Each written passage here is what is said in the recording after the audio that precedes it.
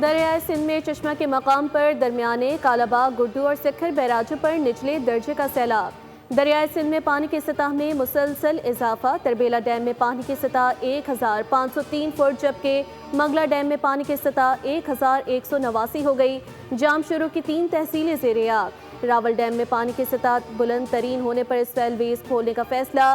स्पेलवेज कल सुबह 6 बजे खोले जाएंगे। चकवाल में 450 मिलीमीटर बारिश के बाद ज्यादातर सड़कें मुकम्मल तबाह। सैलाबी रेले से राब्ता पुल टूट गए। जहलुम में शदीद बारिशों से 4 यूनियन काउंसिलें मुतासिर, रेस्क्यू ऑपरेशन जारी।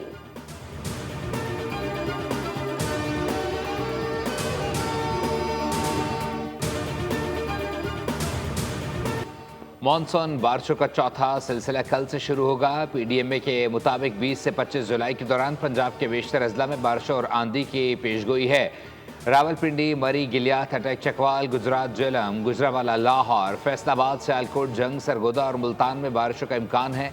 महकमा मौसमियात का कहना है कि कराची में 24 घंटों के दौरान मौसम अबर आलूद रहेगा। हल्की बारिश का भी इम्कान है।